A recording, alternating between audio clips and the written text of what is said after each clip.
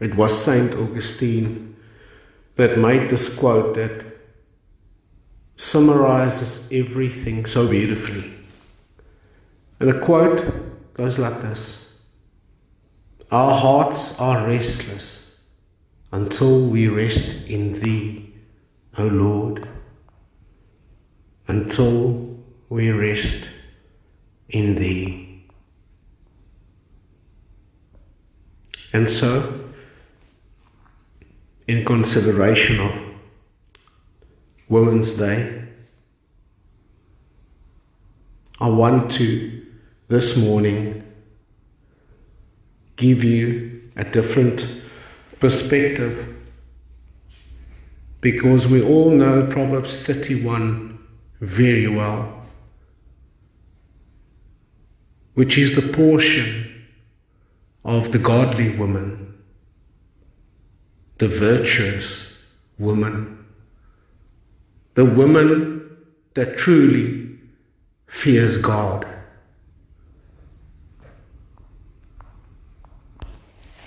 I can tell you this, looking back over the centuries of men that God has used greatly, not great men, for there is such no thing as a great man, but men that God has used greatly. And you know what I saw is behind all of them, in the quiet, in the background, was a strong, virtuous woman that enabled him, that God used. And in 3 verses of Proverbs 31, we directly see the effect it has on this husband. We read in verse 11, that the heart of such a woman's husband doeth safely trust in her, so that she shall have no need, or that he should have no need of spoil. He does not need to be satisfied elsewhere in any way. And verse 12 reads, the result upon this man of such a woman is she will do him good and not evil all the days of her life. You see, it's not dependent on his goodness. And there's another verse, because we read that this husband is known at the gates, where he sits among the elders of the land. And in that time, when you were sitting at the gate, you held the position of a judge or an arbitrator, like the city council. But it was she that enabled him in this union. I want to read what the opposite of Proverbs 31 implies.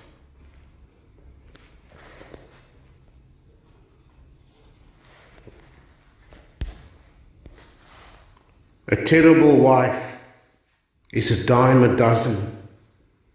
She is common and easily found. Her husband feels tense. His heart is never fully at rest around her. She blows through his resources and squanders his contributions.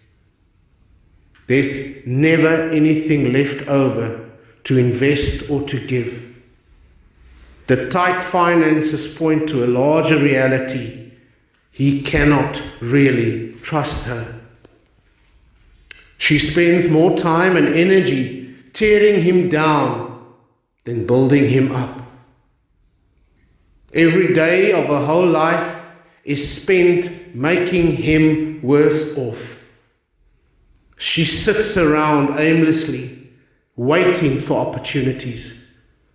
Her hands are idle because nothing magically comes her way on its own. She does the bare minimum necessary to contribute to the nourishment and care of her family. she cannot be expected to go to great lengths to bless her household.